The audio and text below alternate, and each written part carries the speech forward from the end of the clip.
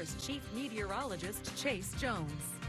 Well, I don't know if you guys have heard about all the activities that are going to be happening throughout the rest of this week around the weekend. So let's take this week pretty slow. Now, we're starting out a short work week on Taco Tuesday, so that's the right way to start it out. But it's the first week of fall, and the cooler weather is finally here, only in those mid-90s. But by next week, I keep saying it, somewhere in those mid-80s, some heavier weather definitely on the way. Now, temperatures over the last 24 hours going up from those 90s all the way down into those lower 60s. We got the weather right. Then a good run at those mid-90s. We got the weather right again. So 2 for 0, we're doing all right, but by tonight, we're going to see if we make our way back down into those 60s, if not those 70s. So we're on the lookout to see how quickly we cool off. 95 in San Angelo. Everybody else in a combination of mid to lower 90s across the entire region, always looking for 10 degrees right now. 95 in Robert Lee, 96 down there in Junction, 92 over there in Mason, 90 in Brady. So 6 degrees across the entire Concho Valley for a beautiful Tuesday and a beautiful start to that short work week. But let's be ready for a pretty busy weekend because it's the official start of football season. Now, dew points are in those 50s and those 60s, while humidity indices are in those 20s and those 30s.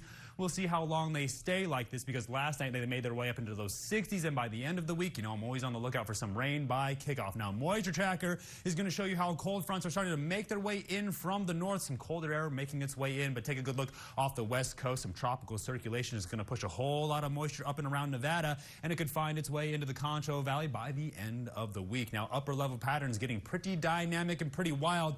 This low pressure system is going to push down even stronger, getting even stronger and deeper. And then we take a good look at the ridging right behind it to push us up into those triple digits. Then off the west coast, that monster low pressure fuses into one big system, and we're keeping our eye on how cold it's going to be. Now, moisture tracker, water vapor imagery. I always get the two confused, but they are still tracking a lot of that moisture, showing us the cold air sinking down from the north, about to push this stationary boundary out of the way. But look around Nevada, heavier moisture making its way in. Now, severe weather outlook just going around the Concho Valley today, but down at the surface, getting a better idea of some of those heat warnings off the west coast, working in tandem with some severe weather and forest fires. So a lot going on off the west coast, but as we make our way around the Rocky Mountains, really just keeping our eye on those calm conditions as we get closer towards the weekend. But hopefully the short week goes fast for you guys. Now, it's going to be pretty quiet for a week. I'm really just going to focus on the moisture off the west coast and talk about the beautiful temperatures. Now, by Thursday, we're on the lookout for some of those warmer temperatures, so we're going to practice a lot of that hot weather safety. That includes drinking plenty of water because I know school is in session, so